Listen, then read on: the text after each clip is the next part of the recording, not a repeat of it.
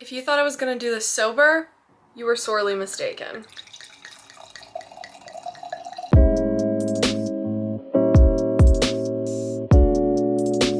Hi besties, welcome. Boy, do we have a doozy today. If you were anything like me in middle school, you were probably dealing with some early symptoms of mental illness that went mostly undiagnosed by professionals, and you were struggling because you were one of the many that grappled with the unprecedented, the highly contagious, the sometimes fatal, the One Direction infection. The first thing I want to say to you is you're not alone. Millions of others suffered alongside you, and many of us still suffer to this day. However, not all who suffered still carry the heavy weight of shame that comes with writing fan fiction. I'm not saying writing fan fiction is something to be ashamed of. I'm saying writing the fan fiction that I wrote is something to be ashamed of. Now, if you've been a longtime viewer of the channel, you might remember me saying this. When I was in middle school, I did write a One Direction fanfiction. Literally impossible for anyone to find it, including myself. But if there's one thing that I've learned, it's that the internet forgets nothing. I have found it. There are chapters missing, but I have cobbled together 124 pages of it. That means that it was longer than 124 pages. At the time, I was a Nihiler through and through. Potato! Niall had me in the palm of his hand, as will be very evident as we get started. At the time of writing this fan fiction, I didn't want anyone to know that I was writing a hypothetical situation in which Niall Horan and I were in love and very happy together. So I made the protagonist's name so drastically different from my own that no one could ever guess it was about me. Her name is Sarah Thomas. So I changed 4 letters and I made her a redheaded, blue-eyed person with all of my same personality traits and characteristics. Absolutely foolproof. No one will ever know. No, they're gonna know. Let's just dive in. The first chapter is missing, in which all of the exposition happens and their meet cute happens, but just to catch you up from what I remember, they both live in Washington, D.C. They meet on the train. She falls asleep and misses her stop, and then he makes sure she gets home safe. They exchange numbers. Sparks are flying. He asks her out. She says yes. They go on this date. It's a picnic in front of the Lincoln Memorial. He pulls out his guitar and he sings I'll Be by Edwin McCain. This comes straight from A Cinderella Story with Hilary Duff and Chad Michael Murray. That movie was the peak of my childhood and I just wanted to emulate it in any way that I could. She is back home and her best friends are there and she is telling them about the date. And that's what you missed. Hungry. It was fantastic. There was a picnic and he brought his guitar and he sang to me. Oh, Lula, when I was 13, I had my first love. Aw, so romantic. Jamie grinned. Yep, and he asked me to be his girlfriend. We squealed and I relived every moment for them. After they had gone, I realized I hadn't checked the text from Niall. I pulled out my phone and the text said, I'm not gonna do an Irish accent. I'm not gonna do one. Best night ever and so glad I could share it with you. I can't wait to see you again. I grinned and replied, same here. Heart, heart, heart, smiley face 0. Niall, wow, 3 hearts? I must be a special mofo. Do y'all remember when like mofo was a thing? People would say mofo instead of motherfucker. Me. Smiley face. Of course you are special. Do you think any other guy would do what you did for me? Niall. Really? It wasn't a big deal. Me. Good night, Niall. Smiley face. That doesn't seem like a natural progression, but Niall. Night, love. See you tomorrow. I never texted like this. I was such a snot in middle school. I would always write out every single word. I had like a slide flip phone, like the Tech Mates in Zoe 101. So I had a full keyboard. So I didn't have to type in text talk. I grinned at the thought of seeing Niall again. I had always had issues trusting people, but something about Niall made me want to trust him. I slipped on my pajamas. They were red with little white snowflakes. I catapulted myself onto my bed. I picked up my iPod and scrolled down to I'll Be and let the beautiful song Niall had sung to me put me to sleep. Niall's POV. Oh yes, okay. Because I had the authority to write from Niall Horan's point of view. I woke up the morning after my date with Sarah. I had only gotten 3 hours of sleep the night before because I just couldn't get my brain to shut up. Usually I can't get it to wake up. Like, here begins the cycle of me implying that Niall is stupid. I made Niall Horan a himbo, and that will be my legacy. I sat in math class as the angles and postulates blurred together. I don't know what a postulate is, and I don't think I ever did. I closed my eyes for a second, and the next thing I know, Blake is poking me, whispering, Niall, Niall, wake up. Blake is my best friend ever. I mean, sure, there are loads of good friends back in Mullingar, but Blake and I just kind of clicked. Also, there's like never any explanation as to why Niall Horan lives in Washington, D.C., but is clearly from Ireland. Just as I opened my eyes, the bell rang. My phone buzzed in my pocket. I pulled it out, and it said I had a text from Sarah. I miss you. I hate school. Me too. But don't worry, the school day is almost over. Want to come hang out with me after school? Sarah, duh. I walked into Miss Corcoran's class and slipped my phone in my pocket. I literally named the teacher Miss Corcoran because that was the name of Idina Menzel's character on Glee. With my muffin. She swung the door shut and started the lesson. Diagram the following sentence. I kind of zoned out for the rest of the class period. I snapped my head around to look at the clock. It read 3:20. Wow. The day went by so quickly. It's just because I didn't want to write the rest of the school day. And now I could go see Sarah. I picked up my binders and ran out the door when I heard Blake yell, Niall, wait up. Don't you remember, Niall? I'm coming over today. What? Oh. Okay. Someone else is coming too. All right. Is he cool? She is awesome. It's a girl? Come on, man. Fridays are always boys' night. Fridays are always boys' night walked so that Saturdays are for the boys could run. And Niall says, don't be a p***. Sarah's great. Give her a chance. That escalated. I did not know how to use foul language at the time. I looked around for Sarah and spotted her across the street. There she is. Dude, she's hot. This was me in middle school. She's hot. And she's nothing like that. She's nothing of the sort. I ignored his statement because I didn't want to get jealous. I mean, she was my girlfriend. I ran across the street and picked Sarah up, swinging her around. I set her down on the ground and she said, Niall James Horan, I do not like to be lifted. But a grin was spreading across her face.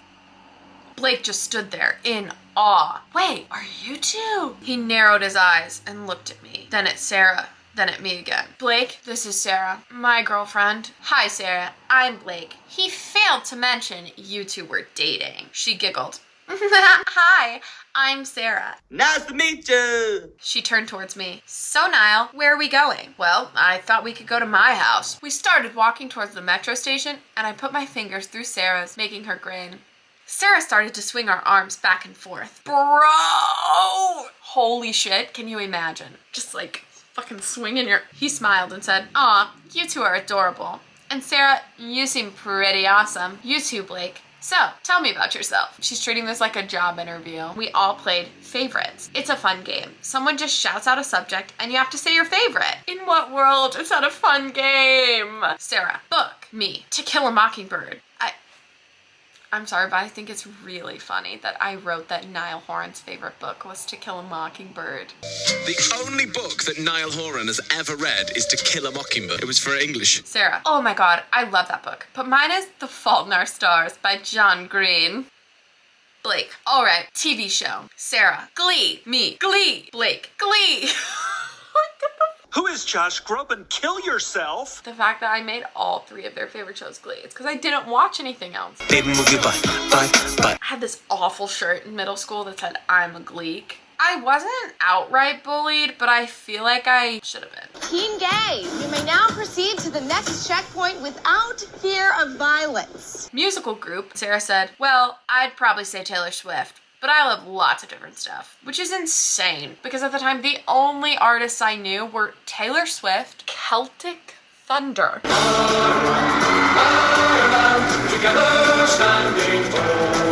Bruce Springsteen, and maybe Train.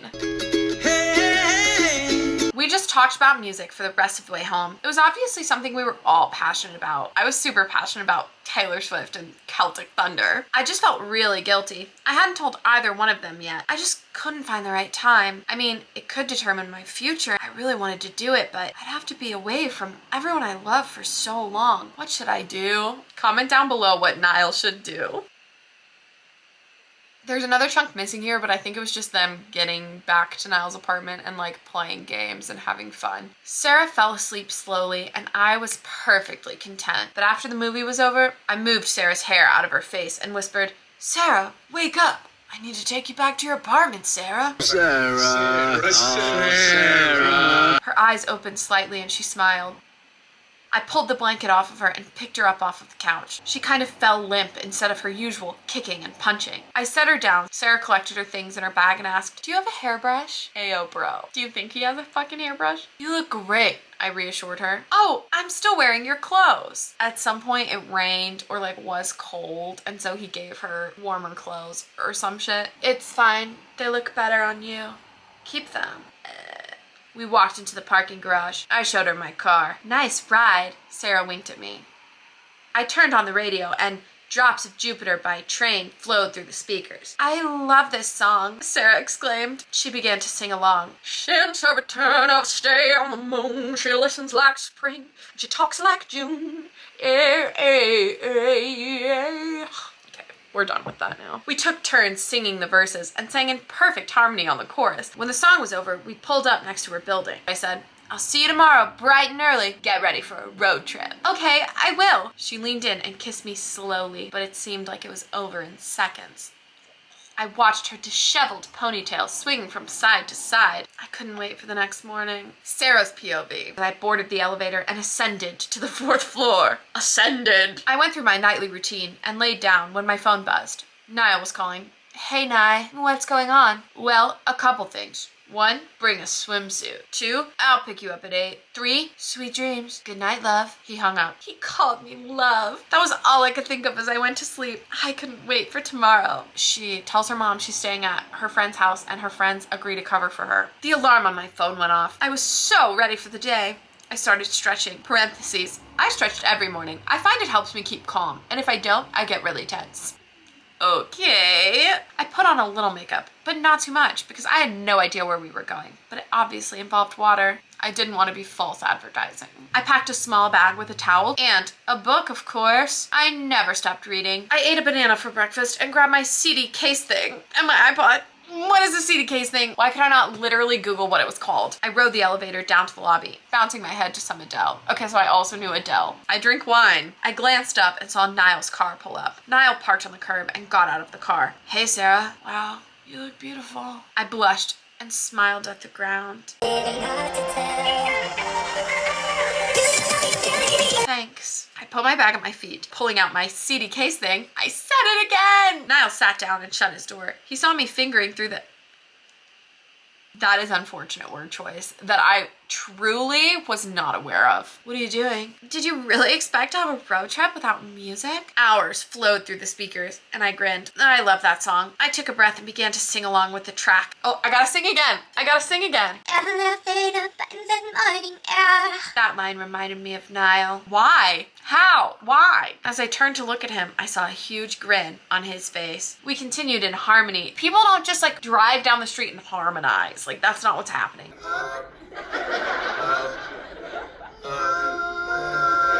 Niall turned the volume down and just looked me in the eyes. "God, you are amazing." I felt my cheeks getting hot and I looked away. Niall grabbed my hand. I yawned really loudly. "You tired?" "Yeah, a bit." Niall pulled over. He got out and got a blanket and a pillow out of the back. He tucked my bangs behind my ear, leaving his hand on my cheek.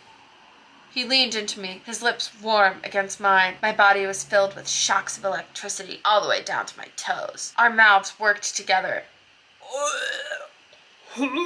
It was an amazing kiss. Who's the best kisser? Niall. At this point in time, I had never kissed a single soul, and it shows. Niall stroked my ponytail a couple of times. Hold on, wait, can you imagine? His eyes darting from my eyes to my lips. Do you feel like you're in it, you guys? He kissed my neck. Ew. Slow down, you crazy child.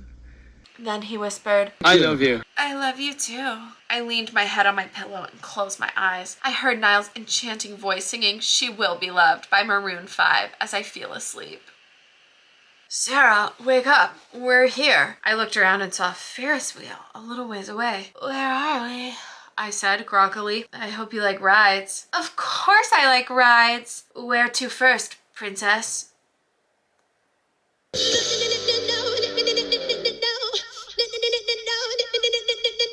If a man ever called me princess, I would immediately break up with him and also maybe commit murder. We spent the next 2 hours riding, screaming, and having the best time together. They go on the water ride. She gets wet. She's cold. He gives her his hoodie. I swung our arms back and forth. Why does she keep doing that? Niall led us out of the fair and across the street to the beach. Care for a walk? I nodded and squeezed his hand rigorously. That's not the right word. She just doesn't have the vernacular that she thinks she possesses. I never thought a guy would actually take me on a romantic walk on the beach. I never thought I'd meet anyone like you. I couldn't wipe the stupid smile from my face. The best thing at home. Wanna go for a swim? Duh. I hate it. I hate it. I hate it. The warm water felt amazing on my face. I stood back up and started splashing Niall. Horan, I'm going to get you. I sat on his shoulders. He walked around, swaying to scare me. Niall, put me down. Because remember, she doesn't like to be lifted. Submerged himself enough for me to get off of his shoulders where I could stand. I laughed and put my hands on his shoulders. We spun slowly, dancing to no music. Which, like, I thought was so romantic, but really would just be incredibly awkward. And then they, like, make out.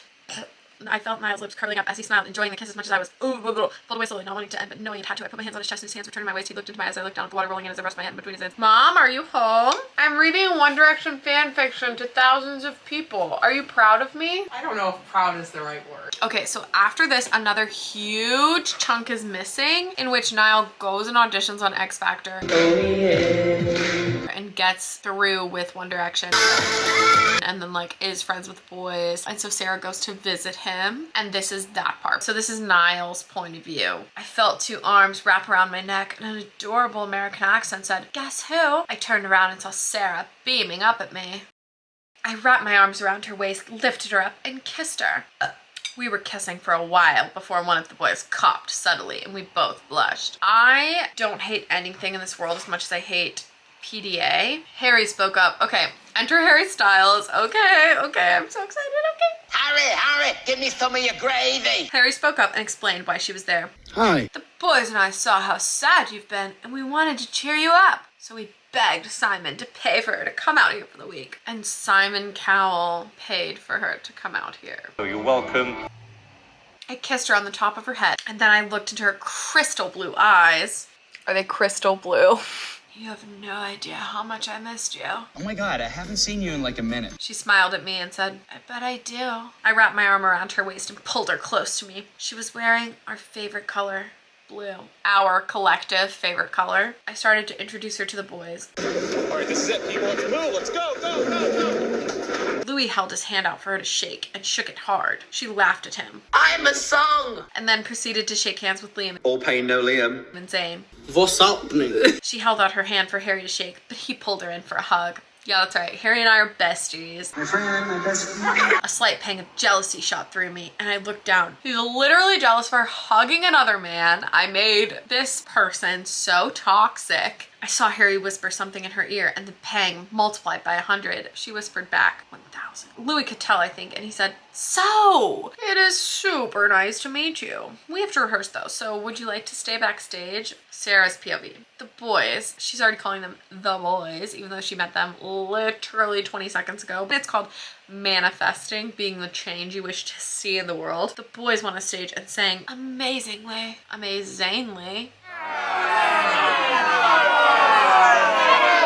I was so proud of them. I couldn't get what Harry had said out of my head. He had leaned over and whispered, "Don't you dare hurt Niall. He doesn't deserve to have his heart played with." I had whispered back, "I would never. I love him so much." Hit me again, bartender. They go out to eat at Nando's. Louis drove because he was the only one who could, when Niall has been driving for most of this story. The story's changing. That's called continuity, bitches. They ask her what kind of music she likes, and she plays Stay Beautiful from Taylor Swift's debut album, and all of them know the words.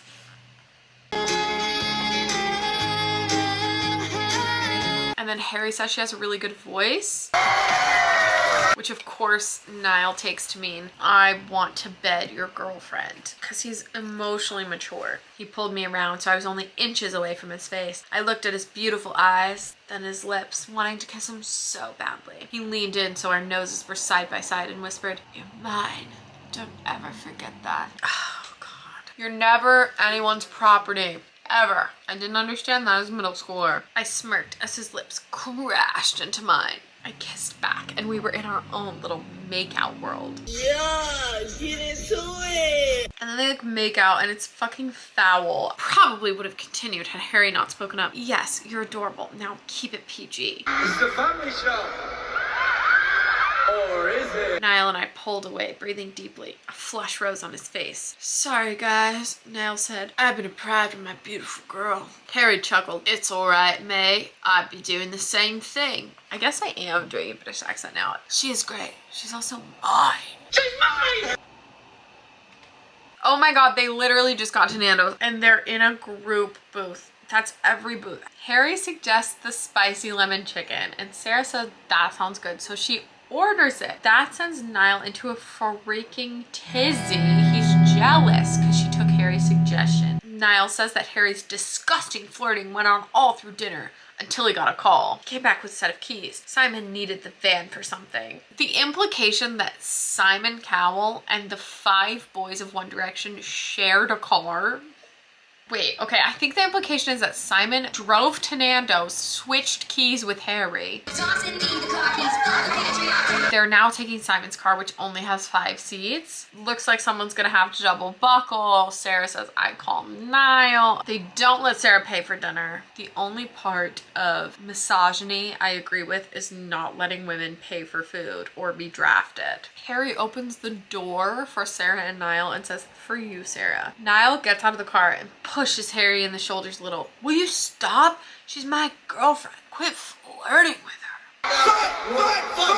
Harry turned bright red and said, no, mate, I wasn't trying to. Save it, I spat. You've been a little too nice all night. I pushed him again and he pushed back in self-defense. I said, I can't believe you guys got her to come visit and then you just tried to hit on her. We started shoving each other and I wouldn't let Harry get a word in. Well, I hadn't finished, but...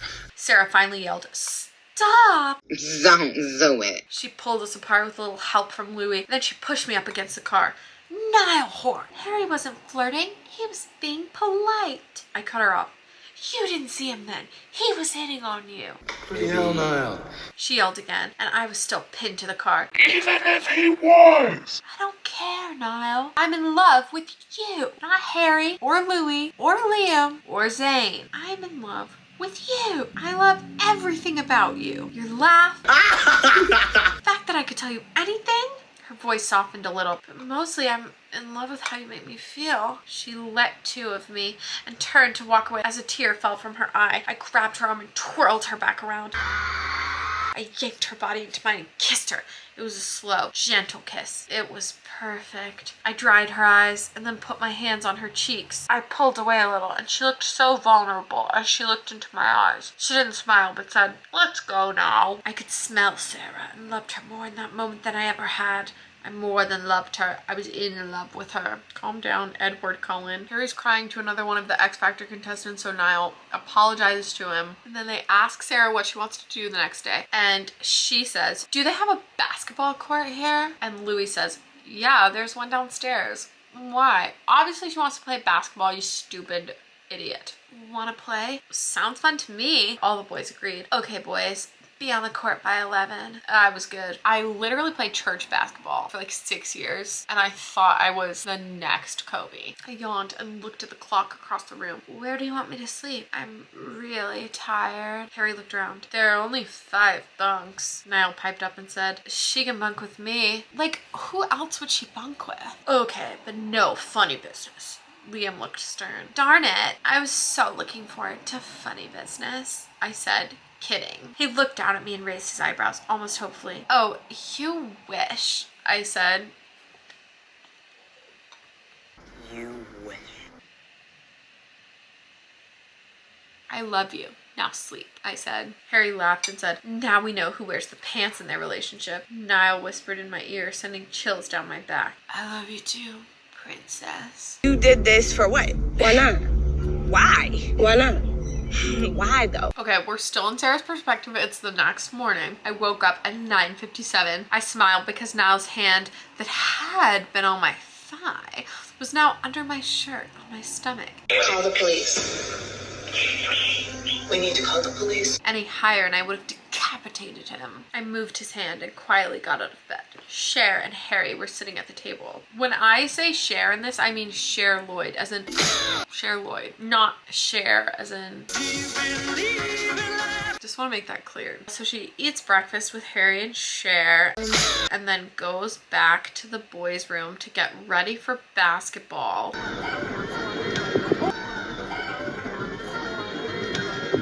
Pulled my hair up into a hive ponytail that bounced when I walked. We fucking get it. Do something fucking different. I refused to put makeup on. I hated when girls wear makeup to play a sport. Because you're a fucking pick-me and you have a lot of internalized misogyny that you have to work through, young Sally. But one day you will work through it and you'll be in a better place and it's gonna be okay. And then you'll be drinking wine, reading your One Direction fan fiction to a bunch of people because you no longer have shame and you realize that your dignity is not tied to the silly things you did when you were in middle school. But for now, yeah, you hate when girls wear makeup in sports. My camera's almost out of space, so I have to stop. I think I'm gonna have to make this multi-part series, which I didn't intend to do, but with 124 pages, how am I actually supposed to fit it into like a 20-25 minute video? This brings us to the end of the first installment. I do, in fact, want to perish. The thought of ever running into anyone in real life that I know who has seen this is horrific. Comment down below how much respect for me you've lost after hearing me read some of this.